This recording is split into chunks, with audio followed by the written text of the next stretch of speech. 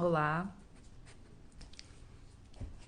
tô aqui esperando a Bia conectar, testando a conexão aqui e aguardando.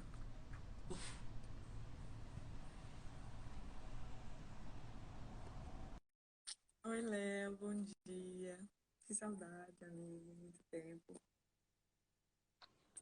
É, Ei, bom dia.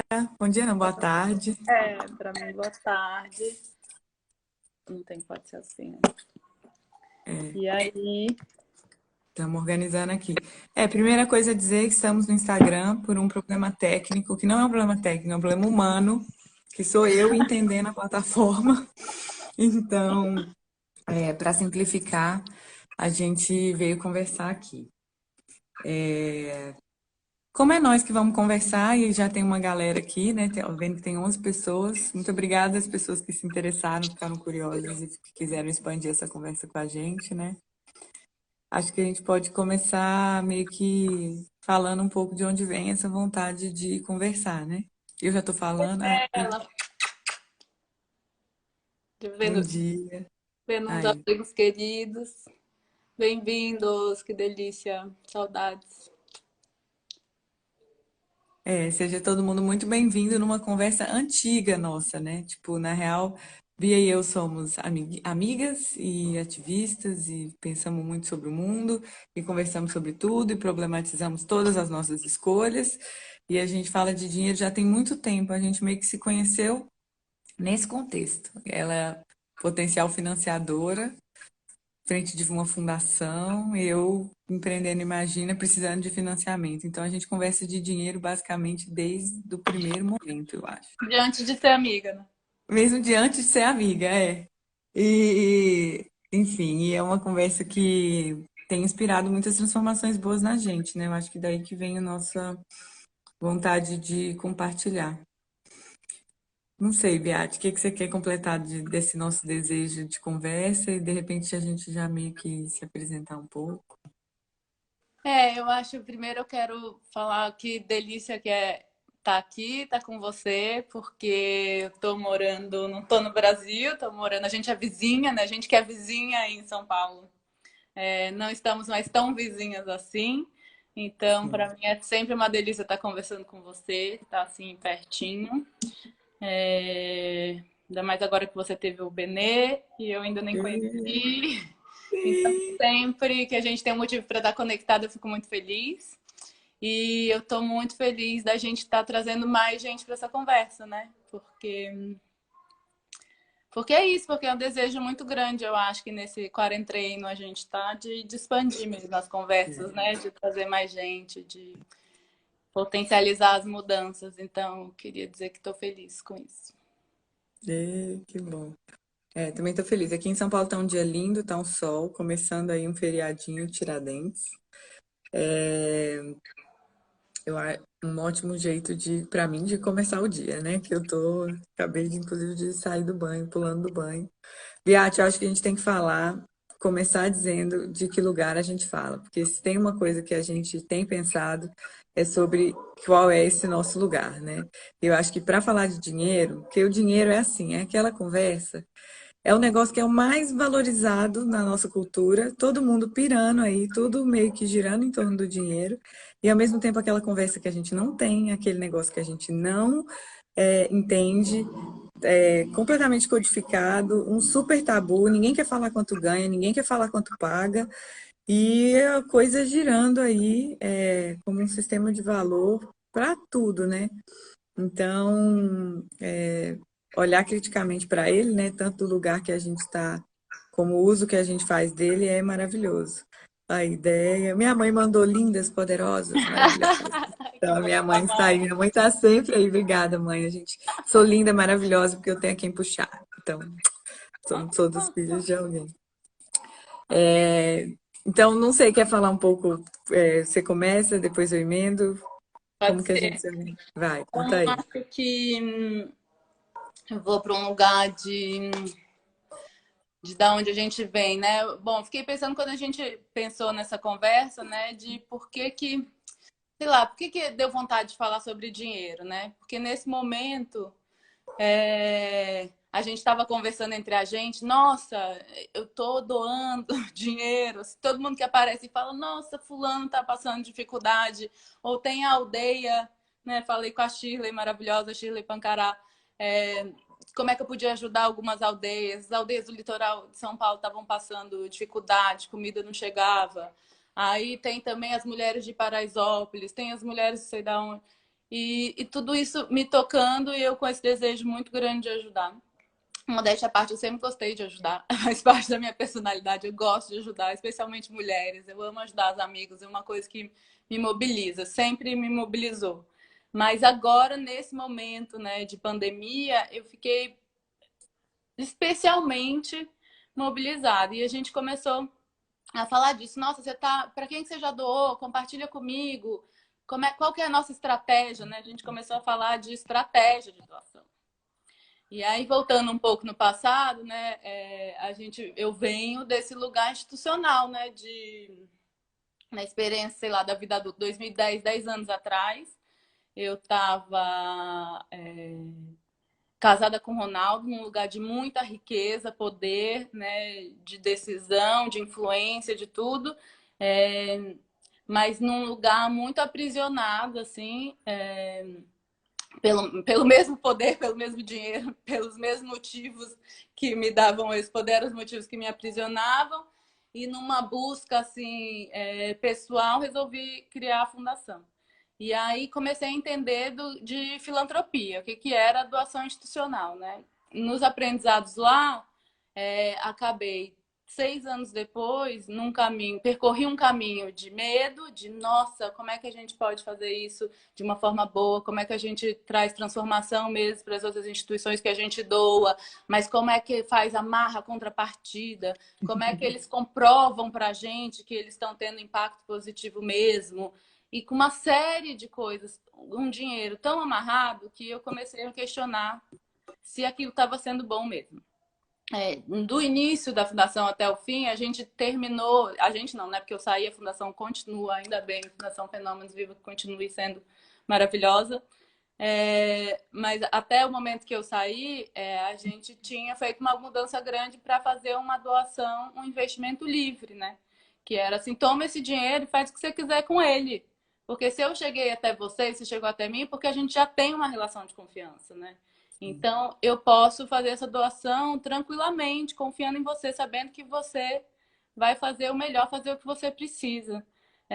E isso ficou comigo, assim, né? Desde que eu saí de lá, ficou comigo. Hoje em dia, eu muito mais leve, com bem menos poder, bem menos dinheiro, mas ainda assim de um lugar de riqueza, de muita abundância e consciente também da minha influência, da influência das minhas escolhas e das minhas atitudes. Não à toa, estou sempre tentando comunicar.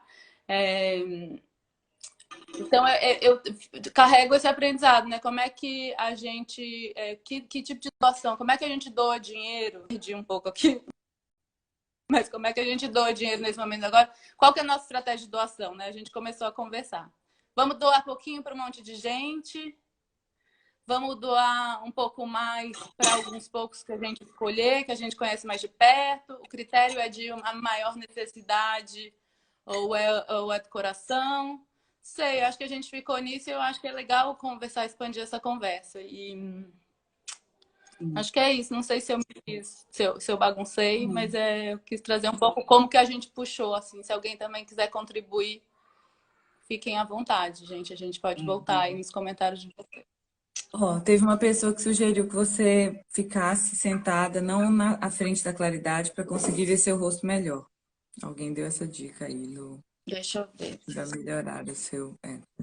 Já- Então, a gente começa conversando muito sobre a questão da doação do dinheiro nesse momento, porque a gente está vivendo um momento muito único do mundo pandemia, e a coisa já automaticamente aciona os piores medos que a gente tem, de crise financeira, de desemprego, de trava de economia, de caos, ao mesmo tempo que isso se materializa de uma forma muito rápida para algumas pessoas, né? E essas pessoas não somos nós, né? São as pessoas que estão numa situação de pobreza e que num momento como esse ficam muito mais pobres muito mais rápido. Então, a gente já vem de uma sociedade brasileira que é uma das mais desiguais do mundo, e nesse lugar de absurda desigualdade, a gente tem que enfrentar uma situação comum, que é a pandemia, que ataca ainda saúde no corpo. E saúde é aquele negócio assim, que o Bial sempre recomenda: saúde, paz, o resto a gente corre atrás. Quer dizer, não mexe na saúde. Então, quando pega ainda que é uma pandemia acelerando pobreza, quer dizer, é meio que é um filme muito ruim, assim. A gente já viu o mundo acabando nesse filme, provavelmente, inclusive. E aí, eu vejo muito o mercado financeiro, os dinheiros, em profecias autorrealizadas, assim. Então, eles falam assim, vai faltar as empresas, vai faltar grana, vai faltar cliente, ou está diminuindo não sei o quê, a gente precisa aumentar a nossa segurança, e aí segura o dinheiro, aí as coisas valem menos, e aí as pessoas empobrecem mais rápido. Então, o medo da pobreza acelera a construção da pobreza, parece. E aí começa uma cultura, às vezes, de retenção, de tipo, já que vai ter caos, já que vai ter desemprego, eu preciso guardar o meu dinheiro, eu preciso ser conservador com o meu dinheiro, eu preciso estar muito preocupado, consciente com onde que vai o meu dinheiro, porque imagina se falta, e se falta para mim, né? E aí a gente meio que a gente assim, né, falando completamente genérico, né, não é só uma conversa genérica, uma conversa na primeira pessoa, né? Eu não acredito nisso como caminho, eu acredito no caminho absolutamente oposto, né? Acho que é uma crença que a gente compartilha, que é se a gente está buscando um mundo de abundância, se a gente está acreditando que a abundância existe, se a gente está acreditando que coletivamente e nesse lugar da natureza, né, de que existe um outro tempo e que isso, circulando os recursos, a gente se enriquece todo mundo se cuida, todo mundo melhora junto. Como não exercitar isso nesse momento, né? Então, falar de doação de grana num momento de pandemia vem desse lugar, que é no momento de emergência, no momento em que a pobreza se anuncia, ao invés de agir guiado pelo medo dessa potencial pobreza, enquanto a gente, em termos de situação, está numa situação de riqueza hoje, então a pobreza não é a nossa realidade, a gente escolhe colocar recurso, colocar dinheiro para circular, fazendo com que ele chegue diretamente, ainda, isso é uma coisa que eu acho importante falar nessas nossas escolhas de doação, né? Que ele vá o máximo diretamente para a mão de quem vai usar, para a ponta, passando aí, quebrando a necessidade de intermediários, mas para que esse dinheiro, ao invés de gerar segurança para nós, para daqui a, sei lá, 6 meses, 1 ano, 20 anos, para os nossos filhos, para o Benê, para o Joãozinho, ele de repente já está gerando uma transformação direta hoje, né? Eu acho que a doação da grana, enquanto escolha transformadora, ela vem muito desse lugar. A gente precisa construir mecanismos mais sustentáveis para que a pobreza se desconstrua completamente e para que as necessidades elas não existam assim de uma forma tão desigual. Mas como isso é um processo, no momento zero, no hoje, né, o colocar dinheiro para circular, chegando na ponta, para quem precisa, para projeto, para pessoa, para comunidade, pode gera uma transformação significativa e instantânea, né? Porque o vírus e a pandemia tem isso, o estrago que ela faz é instantâneo, já está todo mundo sofrendo o impacto disso. Então, não é pensar como, de repente, falar de dinheiro para gerar uma transformação daqui a 6 meses, ela consegue ter um resultado muito direto, né? Então, a motivação de doar, ela vem muito daí, né? E de falar de doar como sendo de um lugar assim,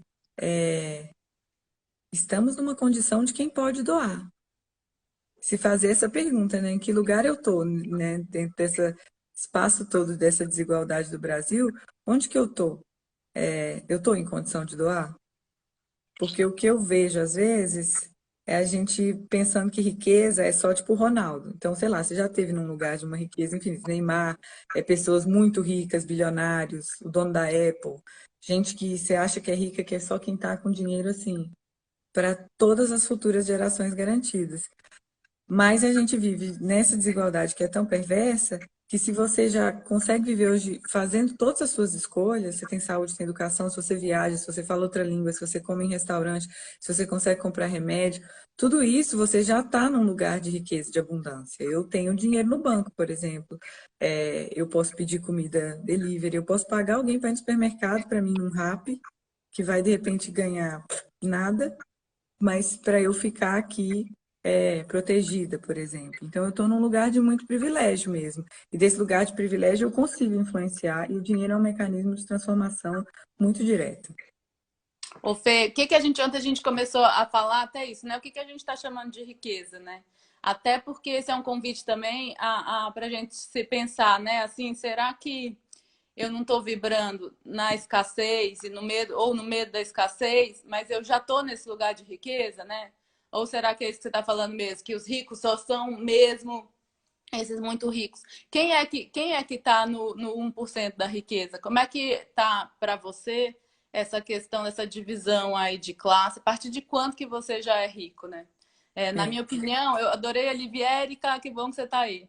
Érica dizendo ali da pedagogia da emergência, que eu adoro, que realmente a gente está num momento de emergência, então muda isso que você falou, muda a relação com o tempo, né? Assim, é uma coisa imediata, tanto quanto você ajuda, quanto quando você não ajuda, né? Você pode apagar ali um incêndio rápido quando você ajuda, e se, por exemplo, nesse caso da renda básica, se o governo segura também, a fome não espera, e também o estrago pode ser grande, né? E eu fico pensando nessa coisa de que esse momento de pandemia também vem como um acelerador dessa solidariedade, né? Então, eu acho que também falar disso é convidar a se pensar nesse lugar, assim, do realmente qual que é esse espaço de abundância que eu estou vivendo, quanto que eu posso compartilhar, né? E com quem que eu posso compartilhar, e quanto eu posso compartilhar. Eu vejo muita gente que eu considero não, que é rica, né? Assim, que eu não considero, que eu tenho certeza que é muito rica, que não tá doando nada de ninguém, que não deu R$ 5, R$ 15 para nada, né? Quando a gente vai conversar e a pessoa fica quieta lá, assim, muda, né? Faz a egípcia, não é comigo, porque, sei lá, não sou a empresa, não sou uma grande empresa, não sou o governo, então não cabe a mim, né? Fala um pouco disso. Então, é que gera todo esse. Primeiro, se você fala que você doa, parece que você não está falando que você doa, né? Eu dou, não parece que eu não estou falando que eu dou, parece que eu estou dizendo assim, todo mundo tem que doar. Então, quem não está doando já vai automaticamente para um lugar de constrangimento, às vezes, e fica fazendo a egípcia e nem pede, nem pergunta. Ah, você doou por quê? Você doou quanto? Porque não estou falando aqui que eu estou doando e estou doando, tipo, muitos R$ 1.000 para uma galera, sacou? Mas você doa uma grana para o projeto do Quilombo, você doa mais uma grana para o coletivo das aldeias. E você consegue mesmo, igual você falou, com 5, 10, R$ 15, já fazer com que esse dinheiro circule. Doação também, eu acho que às vezes parece que você tem que fazer uma doação de tipo assim, se você não doar um carro embrulhado num laço gigante, fazer o Luciano Huck, sacou? Mudando a vida da pessoa, parece que você não fez uma doação significativa. A Cami está aqui falando, por exemplo, doação pode ser doação de tempo. Pode, é botar recurso para circular. Tempo, é conhecimento, é tecnologia e é dinheiro. É que normalmente, dependendo dos espaços que a gente está, as pessoas vão todas querer doar tempo, conhecimento, vão querer doar tudo antes de doar dinheiro. Sendo que doar dinheiro é muito importante também e muita gente pode doar dinheiro. Você falou da riqueza, né? Eu me considero rica. Hoje eu me posiciono como rica. Eu até sou corrigida às vezes com as amigas que falam, não, mas não é, Fê. Rico é outra coisa, não sei o que. Eu falo, não, para mim é importante eu me posicionar sempre como rica. Porque eu venho de um lugar que é uma classe média. E essa classe média, então, eu sou filha de professora de escola pública e sou filha de engenheiro. E vi meu pai tornar-se engenheiro de fato, em termos de cargo na empresa, quando eu já tenho memória dessa fase, eu tinha, sei lá, uns 10 anos, 11 anos. Porque ele estudou, ele trabalhava para pagar a própria faculdade. Então, meu pai foi o primeiro a fazer faculdade dentro assim, em relação aos pais dele, ele já fez faculdade, os pais dele não tinham feito. Do lado da minha mãe, que tinha até uma situação financeira melhor do que a família do meu pai, o meu avô conseguiu trabalhando muito, ele é migrado do Sergipe para São Paulo, trabalhou muito, deixou uma casa para cada filho. Mas as histórias eram histórias assim, de escassez, de tipo, uma Coca-Cola por semana. Na minha casa era uma Coca-Cola por mês. E eu, criança que bebia Coca-Cola, quando eu quisesse, pensava, nossa, que difícil. Aí eu morava num bairro que era diferente do bairro das minhas amigas, sempre estudei numa escola particular. Então, por exemplo, se você sempre estudou numa escola particular, isso já pode ser um sintoma de riqueza. Então, eu sempre estudei numa escola particular. E aí, as minhas amigas moravam num outro bairro, os pais delas, né, filhas de médico, de empreendedor, engenheiros e tal. E aí, meu pai, às vezes, falava assim, olha, você não pode acompanhar suas amigas. Porque eu tinha aquela coisa do intercâmbio que eu não fiz, de repente porque era grana, ou de comprar uma roupa no Lojão Maquidel, que era uma loja popular que tinha em Ipatinga, e que a gente comprava lá e que eu morria de vergonha, e aí a gente tinha um fusquinha, e às vezes eu achava que aquele fusquinha era sintoma de pobreza, então ficava num lugar meio constrangido. É louco isso, mas mesmo criança, muito novo, a gente já tem uma consciência do que é riqueza, do que é pobreza, e de um certo constrangimento, ou de um certo jeito de falar, que marca um lugar. Estranho isso, né? Você está concordando aí, você está rodeado de criança, né? Você percebe isso também? Não, eu lembro da minha criança pensar isso, porque, claro, a gente sempre vai ser mais pobre do que alguém, né? Do que várias pessoas, mas é impressionante como é isso que pauta, né? A nossa situação. Então, É, fica muito mais, assim, sei lá, enfatizado esse lugar do que você não tem e não do que você tem, né? Eu, na minha infância também, quando você fala assim, você estudou sempre em escola particular, sempre em escola particular. Eu nem sempre eu pude fazer, por exemplo, atividade extracurricular, mas eu me lembro de eu fazer inglês, me lembro de fazer balé, às uhum. vezes apertava a grana e aí eu tinha que sair disso, mas na maior parte do tempo eu fiz. Isso, hoje em dia, é nítido que isso é sintoma de riqueza. Mas na minha família, por exemplo, não era vista como. Que foi que tá aí? Não Não era. é o Gui, é porque o Gui é meu vizinho, ele morava nesse bairro, ele morava, ele vivia na minha casa. E eu Não ia na era casa vista dele. como rica, estava sempre se sentindo É, esse lugar eu não posso fazer isso, não posso fazer aquilo, né? Eu acho que vem uma coisa da geração dos nossos pais mesmo, assim. E aí essa coisa do reconhecimento de privilégio, que era uma coisa que não existia. Eu não me lembro dos meus pais falarem isso, não me lembro dos meus pais reconhecerem privilégio, passarem isso para mim, e nem entre eles, né? Então ficava sempre numa coisa de falta mesmo, de escassez, né? E aí é, de repente, realmente, de parecer que riqueza é só uma coisa assim, muito, 10 carros, isso. barco, helicóptero, 3 mansões, né? E É, não. se você não estiver lá no barco, no meio de Ibiza, estourando um champanhe, não, você não é rico. Então Então, eu ficava um pouco assim. E, por exemplo, eu não percebia. Aí, claro, né, tem outras muitas questões, né? Por exemplo, a questão racial. Eu não percebia, por exemplo, na minha casa, eu sempre teve, durante essa minha infância, uma empregada doméstica. E essa mulher teve uma época foram mais de umas, né? Teve uma época que dormiu na minha casa. Teve uma época que depois não dormia, que morava numa cidade próxima e voltava todo dia.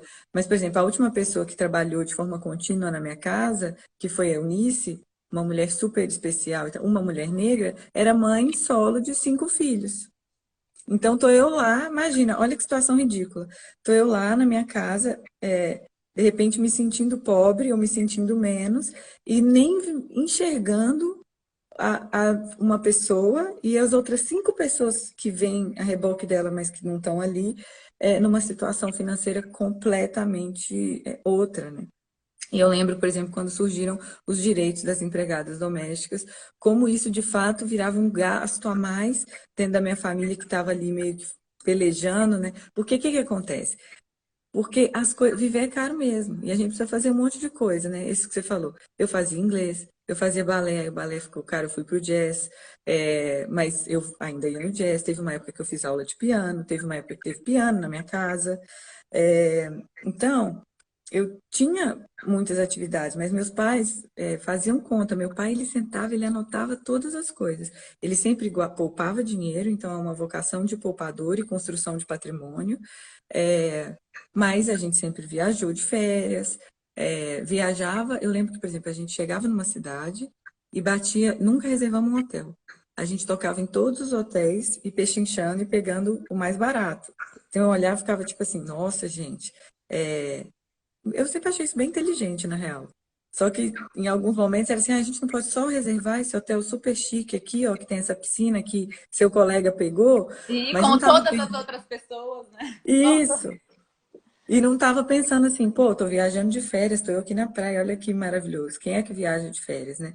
Então, porque é difícil pagar todas as contas, e a coisa é cara, e ter carro é caro, e a gasolina, e o IPTU, e ai meu Deus do céu, né? A gente vai reforçando esse lugar da escassez, de que a gente tem pouco. E você ainda precisa poupar, porque Deus me livre de depender da Previdência. E com razão, vi de reformas atrás de reformas. A galera vai sempre querer espremer o máximo e tirar o máximo de dinheiro da pessoa que está lá na ponta. A minha mãe, por exemplo, enquanto professora da rede pública aposentada, ficou mais de 2 anos com o pagamento suspenso. Simplesmente a prefeitura disse que não ia pagar.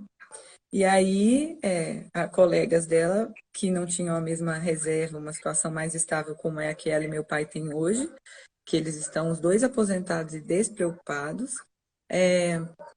viveram colapsos financeiros. Então, assim, ainda esse medo de depender do dinheiro do governo e do porrada que isso vai ser, você, de repente, velho, precisando de grana. Então, o medo dessa escassez, ele é muito real. E aí fica com essa riqueza, esse conceito meio que nebuloso, né? Tem indicadores, você pode olhar a renda. Se você ganha mais de 10 mil reais por mês, por cabeça, você já é 1%.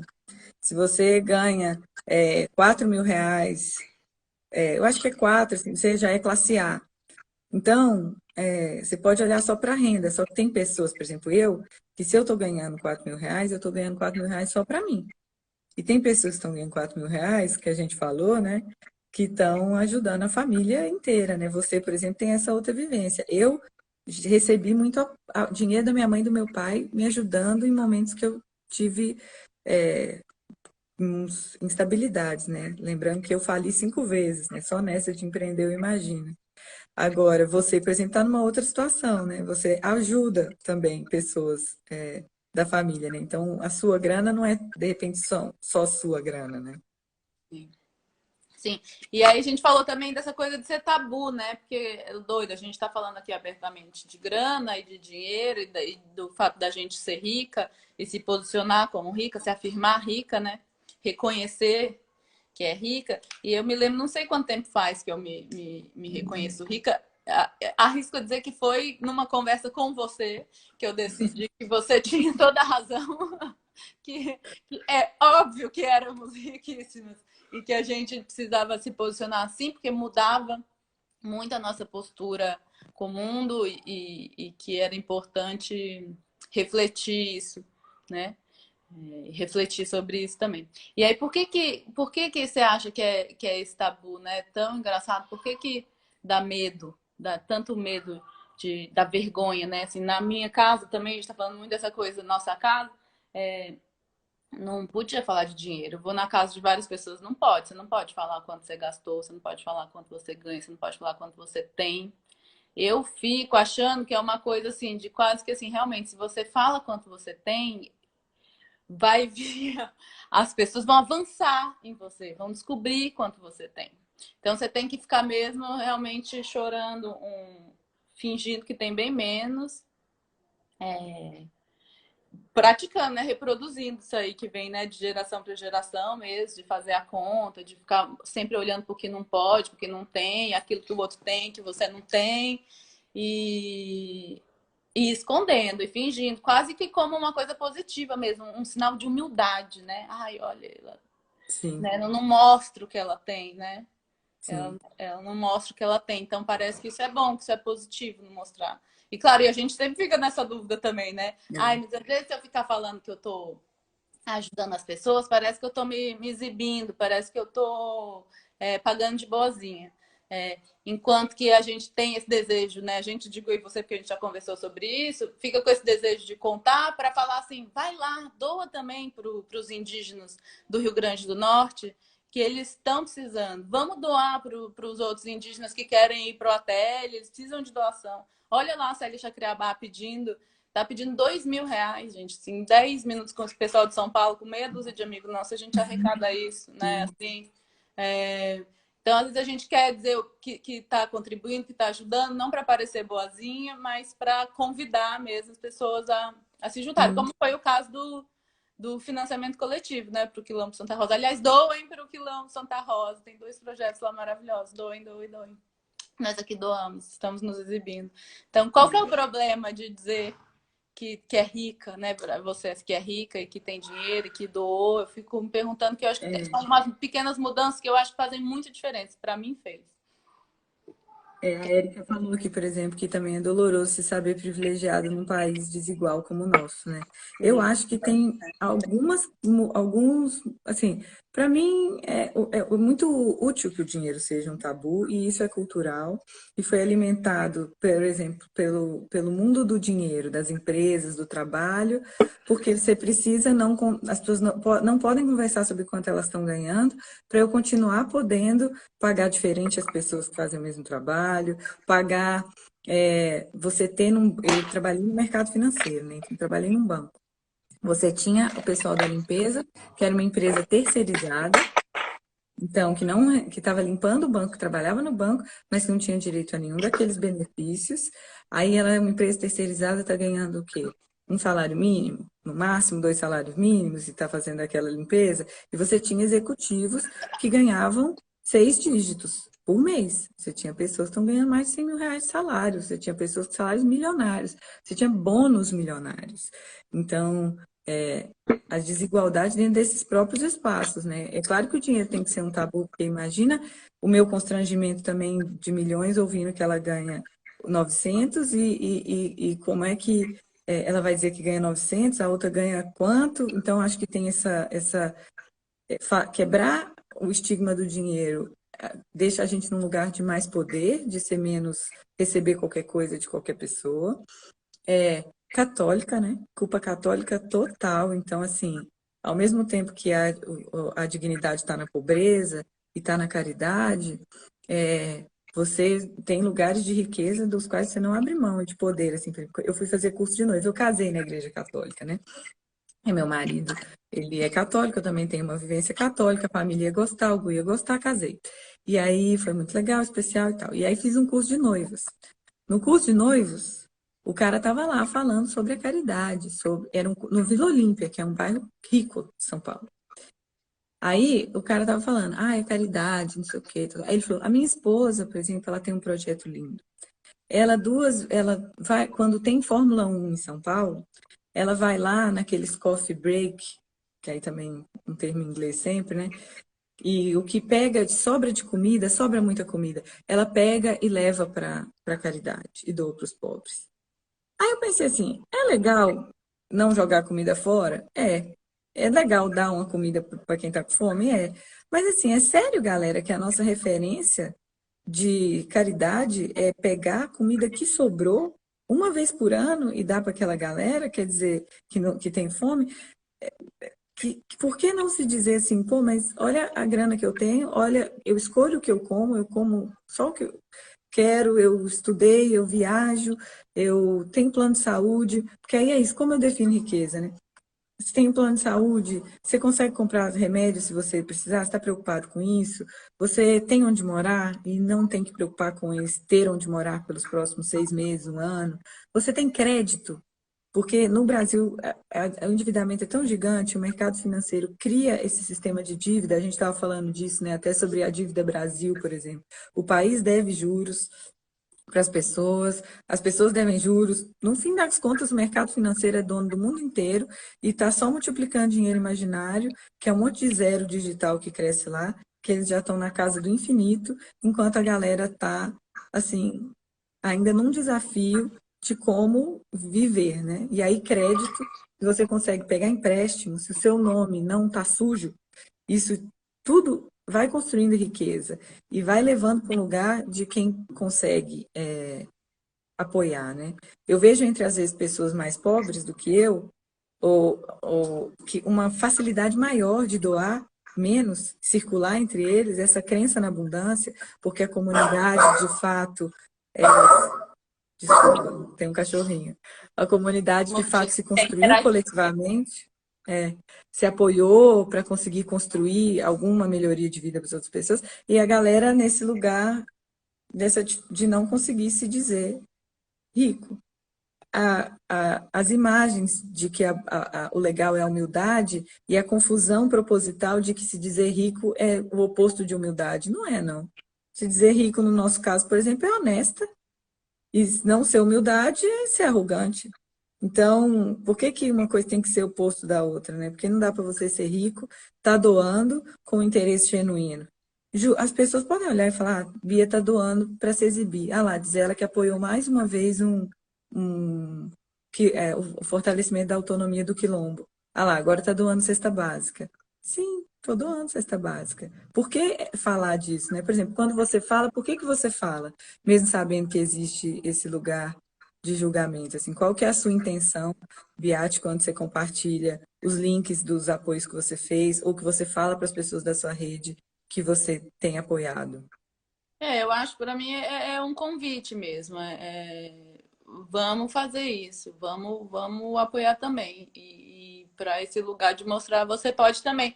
Até porque, você sabe, eu tenho dito, eu acho que quem me segue sabe, que eu tenho aprendido cada vez mais com essa proximidade com alguns povos indígenas, né? Com algumas pessoas de algumas aldeias, assim.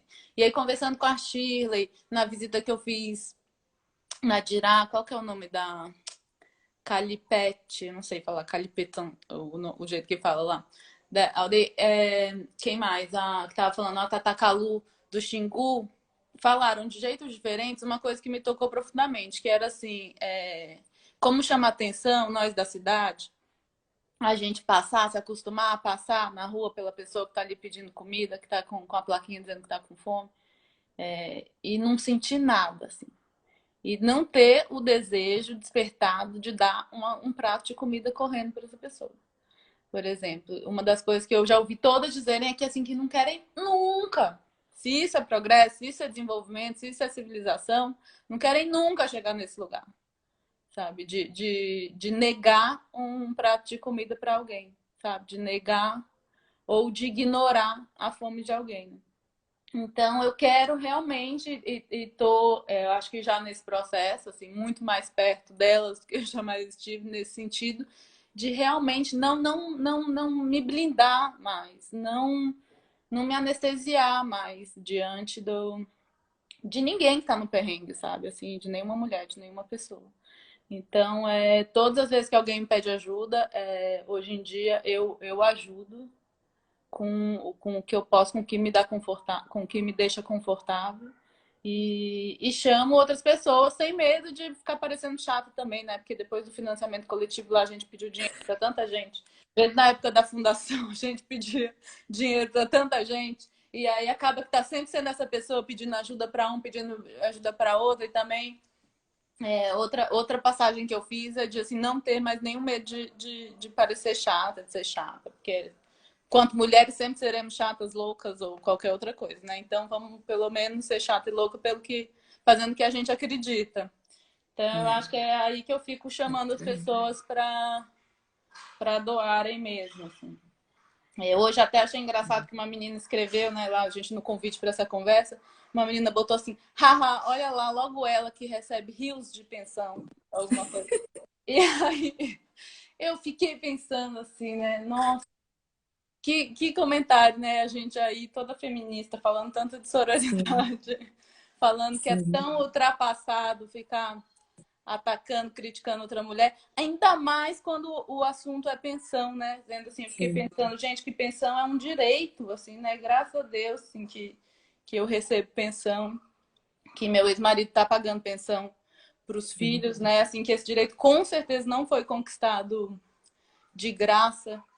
Então, tem mais aqui honrar e celebrar, né, que a gente está fazendo valer esses direitos das mulheres. E aí fiquei pensando dessa coisa da crítica também, como a gente... de não também nos colocar nesse lugar. Alguém aí também falou assim, eu aqui acabei criticando também as amigas que faziam as egípcias que não doavam, né? E, Uhum. e aí alguém falou assim, ai, mas não fica com raiva delas, não.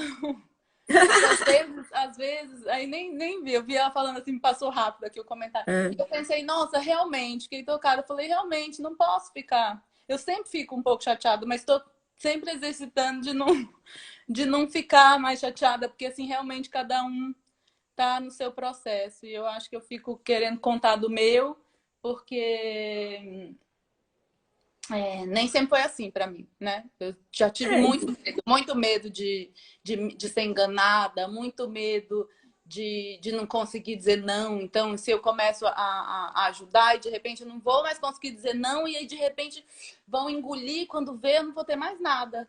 Coitado de sim, mim, né? Como é que eu vou fazer? Então, quem tá melhor não dá nada para não cair nessa cilada. Então, você não dá nada por muito mais a dificuldade de aprender a dizer não, ou de sim. entender a quantidade que você doa, que te deixa confortável, que é possível, que não vai te colocar no risco, né? Do que qualquer outra coisa. Então, assim, são vários E exercícios. até uma dificuldade de criar junto novas soluções, por exemplo. Fica com tanto medo da dependência e o dinheiro fica como se fosse também a única recurso, e o que a gente já falou que não é, porque, de repente, se o problema continua, por exemplo, o poço no Quilombo, o pedido foi um poço. Aí eu fiquei com pânico quando me pediu um poço, porque eu perguntei quanto que era um poço. Aí falaram, entre 3 e 5 mil reais. Aí eu pensei, pô, 5 mil reais eu consigo mobilizar ou eu consigo eu mesma, assim, faço um trabalho e aí pego e dou 5 mil reais e depois eu reponho 5 mil reais para mim.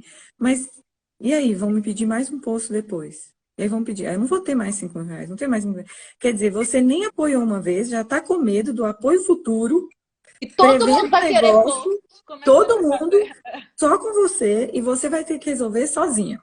Então, assim, também tudo errado. Quer dizer, a gente expandiu, conversando com o Quilombo, eu expandi a preocupação, já tinha somado o desejo de mais pessoas que também tinham se disposto a fazer uma campanha de financiamento coletivo e mobilizar.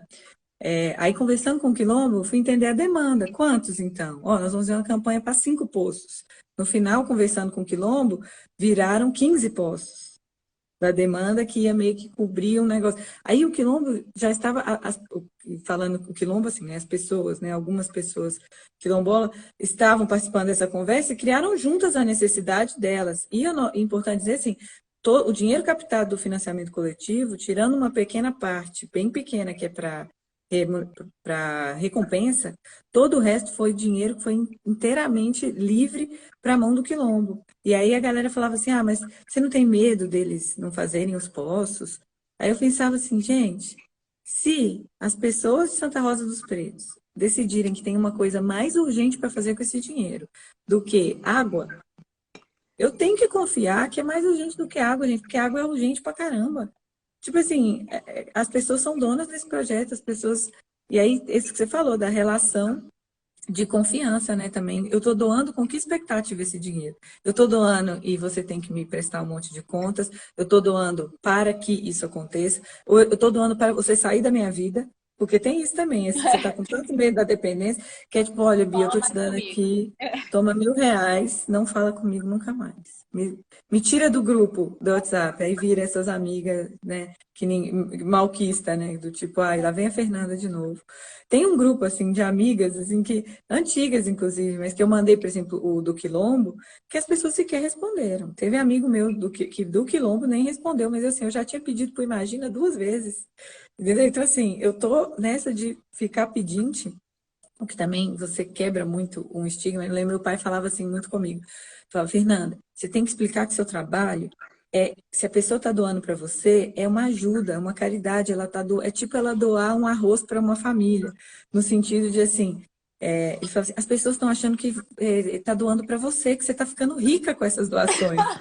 Você tem que explicar que isso é caridade, que esse dinheiro não é Não é para você viajar. Tipo, se você foi tomar uma cerveja, você tomou cerveja com esse dinheiro, sabe? Então, assim, tudo você tem que Mas justificar você tem que muito. prestar conta também dessa É, cerveja que é do seu dinheiro, que não é do dinheiro que a isso. pessoa tá doando. E Deus me livre de dar R$ 5 para um cara em situação de rua e ele tomar uma cachaça. Quer dizer, eu tô no Nossa, boteco e aí eu nunca mais e dou nada pra ninguém. Ninguém, nunca acabou. destruiu. como acreditar na humanidade novamente, né? E a gente fala não para isso tomando cachaça. Exatamente. Então, assim, mas eu já vi comentar assim, de ir em favela e olhar para a casa da pessoa e a pessoa fala assim: ah, nossa, mas a galera tem uma geladeira boa, tem uma super TV. Caraca, nem deve ser tão pobre. Eu ficava pensando, nossa, a pessoa ela não basta ser pobre, ela tem que ser assim, miserável, ela não pode ter nenhuma geladeira, ela não pode ter uma TV boa, ela tem que estar naquele lugar da extrema pobreza para eu considerar pobreza. Eu lembro também na época do financiamento coletivo dos poços, que alguém me perguntou, mas quanto a pessoa anda para pegar água? Aí eu falei, 500 metros.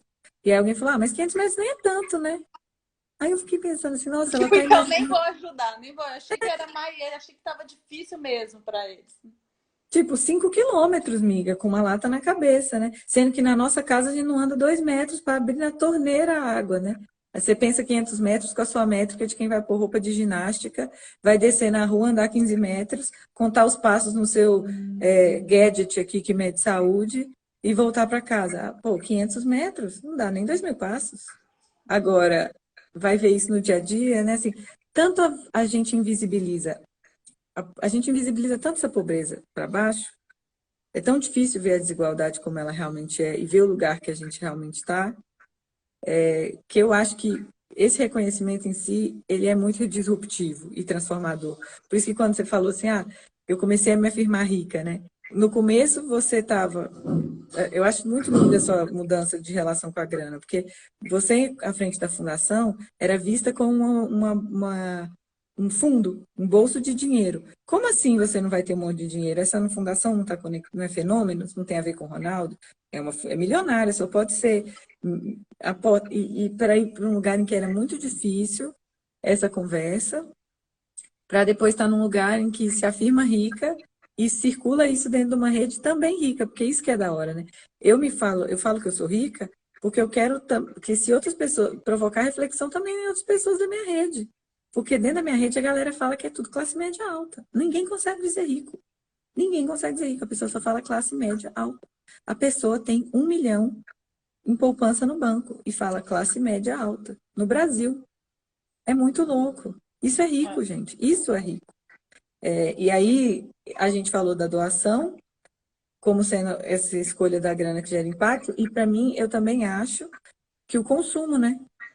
De quem a gente escolhe comprar, também o dinheiro que a gente não só doa, mas o dinheiro nosso das compras, que a gente tá, do que a gente consome, de quem a gente consome, também é extremamente transformador, né? E pode ser direcionado para fortalecer quem a gente acredita e que está trabalhando na mesma direção do que a gente está buscando, né? Porque às vezes a gente não tem guardado, né? Não tem um dinheiro guardado, que também é um outro conceito de riqueza, né? Eu não tenho nada guardado, então não é na coisa do acúmulo, eu não posso acumular, eu não construo patrimônio. Então isso também me tira um pouco desse lugar da riqueza.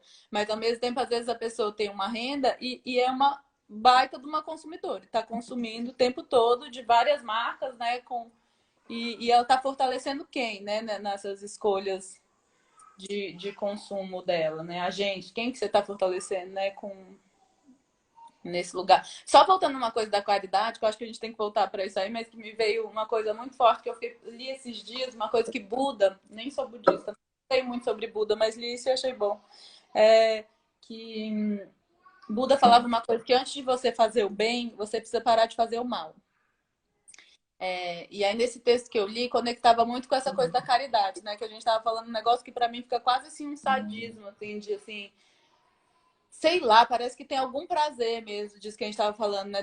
Da extrema pobreza. Aí é quando eu me sinto mobilizada para ajudar. Se a pessoa está um pouco mais perto de mim, ela tem alguma coisa que eu tenho, assim, ai, nossa, ela tem. Ah, mas ela tá ali com o celular já, um celular bom. E aí, não, aí já tem um bloqueio, já ela não precisa de ajuda, não vou ajudar, não me sensibiliza. E aí a gente estava falando também, outra coisa que a gente falou era rindo do que.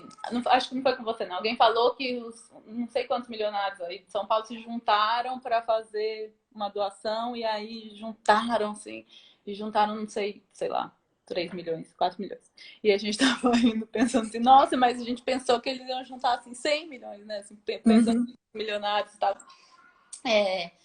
E aí fico pensando, né, na época da fundação, essas fundações, a Fundação Vale, a Fundação Itaú, a Fundação Bradesco, a Fundação sei lá o quê, que está ajudando, né, assim, que vai lá fazer um negócio de água, que vai lá e faz um projeto de sei lá o quê.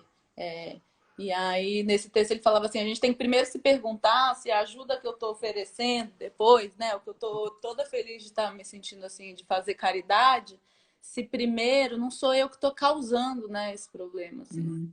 Fico pensando nessas fundações que depois vão lá para o Maranhão, para perto do Quilombo, fazer projeto de água, de cacimba, de cisterna, ou de que é que seja, sendo que são eles que desviraram, que o rio estava lá maravilhoso, abundante, e o pessoal do Quilombo tinha água sempre para regar, para beber, mesmo que andassem 500 metros, o que fosse, mas estava assim, estava bom para eles, porque eles vivem nessa harmonia com a natureza, mesmo se não era, estava bom assim, né? Claro que poderia ser melhor, mas pior é quando o córrego seca, da onde eles a vida inteira tiraram água. E secou por quê?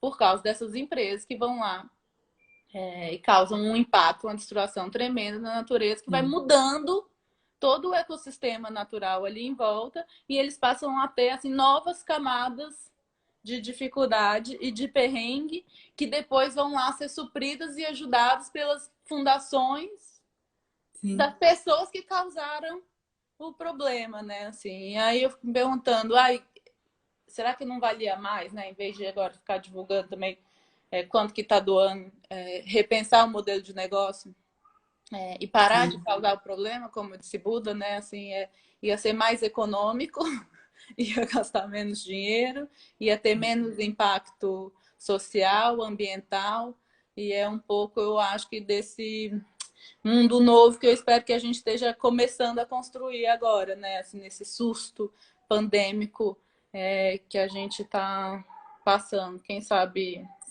o Krenak está falando muito disso, né? Que se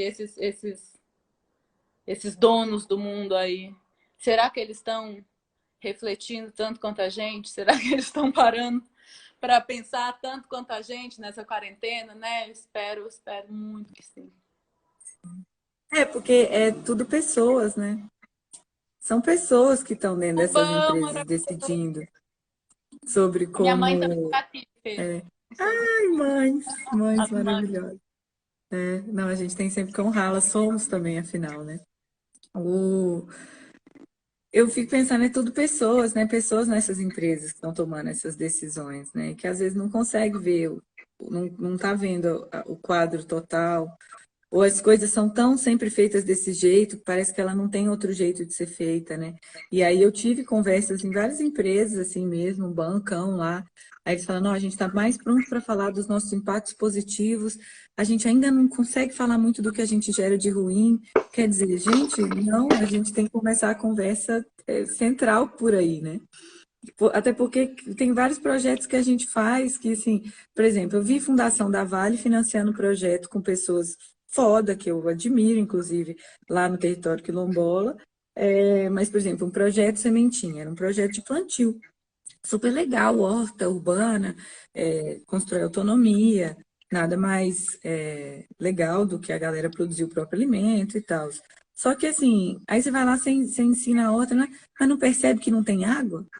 Como vai ter horta se você não resolve o problema de trazer água para regar a horta? Então, a empresa não apenas gera dano, como ela cria melhorias muito superficiais. Aí você tem um Itaú doando 1 bilhão, mas assim, quanto ganha assim, em juros só no cheque especial Itaú, do endividamento direto das pessoas? Se a mudança está no negócio, por exemplo, se congela os juros. Se microcrédito vira uma área de negócio relevante. Quando eu trabalhava lá, até pouco tempo atrás, o Itaú tinha o microcrédito como uma área dentro do marketing. Ela não era nem considerada uma área de negócio como cartão de crédito, como empréstimo pessoal, como seguro.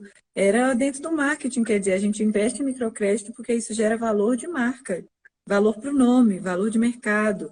Mas não porque isso é um negócio que a gente acredita. Sendo que o microcrédito, por exemplo, enquanto prática financeira, é revolucionário. O Yunus ganhou o prêmio Nobel por isso.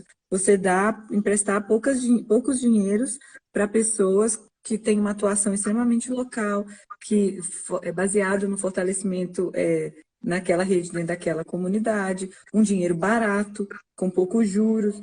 Quer dizer, é um negócio que funciona, que gera transformação, que gera riqueza coletiva, mas a galera não está começando a conversa por aí, né? Eu tive no Instituto Natura uma vez, que falou comigo assim, que o financiamento do Instituto, parte do financiamento pelo menos, vinha das consultoras Natura vendendo alguns produtos, vendendo lápis, vendendo umas coisas que era Ler para Crer, um projeto que tem lá. Ô, Fê, aquele negócio, são 4h29. Eu não sei exatamente que horas a gente entrou, mas aparentemente o Instagram vai cortar a gente em 1 minuto, não é isso?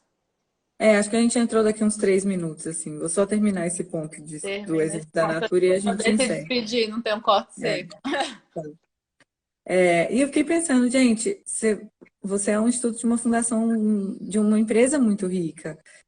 Será que não era vocês que tinham que estar, de repente, apoiando a consultora, gerando impacto local, enriquecendo essa consultora? Delas, da venda de da venda de produtos que vem o dinheiro para esse instituto, quer dizer, são produtos que o mundo precisa. Eu não sei, assim, eu acho que tem muitas perguntas que a gente pode se fazer, né? Eu também acho, o banco devolve o dinheiro que tirou da população. Beate, o que eu acho? A gente precisa falar por mais tempo. A gente nem falou de todo o mercado financeiro, os absurdos que eu vejo, assim, mas como eu acho que é profundamente importante a gente transformar isso, eu acho que é muito importante manter uma cultura de doação e doar. É muito importante a gente refletir sobre o lugar que a gente ocupa e se a gente se reconhece num lugar de alguma condição de circular o recurso que a gente puder e a grana, ainda que for pouco é relativo. Dá gorjeta. Tem que dar gorjeta, gente. Como durante uma pandemia, alguém pede uma coisa num Rappi ou no iFood e não dá 5 contos de gorjeta para aquela pessoa que está trabalhando e ganhando super pouco naquele lugar. Então, dar gorjeta, eu acho que é super transformador e importante. Consumir de pequeno produtor, consumir de quem faz e meio que começar a boicotar mesmo com a nossa grana essas empresas que estão gerando os danos, sacou? Então, se a Nestlé, por causa da Nestlé, talvez o mundo fique sem água, ou morra de diabetes pelo tanto de comida nociva que eles estão influenciando no mundo, eu quero consumir o mínimo possível da Nestlé. Então, eu faço meu próprio improviso aqui, faz os doces em casa, faz a comida, produto de limpeza, enfim. Tem muito lugar, eu estou apostando muito, e uma coisa que a gente também compartilha, na construção de autonomia, né? Então, construção de autonomia. Também, quanto mais autonomia eu construo, mais rica eu sou e mais dinheiro e outros recursos eu consigo circular, né? Acho que essa é muita vibe que a gente precisa marcar outra. Sim. E circular dinheiro é como circular, na verdade, tudo, né? A gente estava falando ontem dessa coisa da conexão, né? A gente se pensando como animais que somos e como parte da natureza que somos, mais que nunca a gente está precisando construir resiliência, né? E ecossistemas resilientes são conectados, né? Então, assim, como forma de conexão, a gente acha que empatia, solidariedade, abundância, isso tudo é aprendizado que a gente pode ter com a natureza e que funciona, está provado que funciona, né? Então, acho que a gente tem que levar isso para o nosso dia a dia e concordo, reforço, como consumidor, fazer nosso papel de consumidor e também aproveitar que está todo mundo mesmo plugado no celular, fortalecer nas redes sociais, né, assim, apoiar os projetos, por exemplo, como renda básica universal, taxação de grandes fortunas, todas essas coisas são extremamente necessárias e urgentes, não só agora na emergência, mas que fique renda básica, por exemplo, para mulheres, para todas as mulheres, sempre, né? Sempre para sempre. E pensar nesses movimentos, como é que a gente pode fazer um coro mesmo grande para que a nossa relação com o dinheiro não seja realmente de escassez, a gente não fique perpetuando esse ciclo de caridade que a gente, na verdade, não quer que as pessoas saiam da pobreza, né? Uma caridade que quer manter o pobre lá pobre para você poder continuar fazendo caridade, só fazendo caridade. Oferecendo migalha, né? A gente tem uma mania de oferecer migalha e aceitar migalha também, né? Então, eu acho que isso é uma das coisas dessa nossa cultura que é violenta e abusiva, que a gente precisa romper nas duas mãos, né? nem aceitar migalha de nenhuma forma e parar de dar migalha também e se conectar de verdade com as outras pessoas, assim, tentar se colocar no lugar. 15 segundos restantes. Ah, é? Apareceu isso pra você? Apareceu. Então é isso, 11, gente. 10. Foi muito legal Muito nossa obrigada. estreia no mundo das lives. Sim. E até a próxima, né? Vamos fazer outra.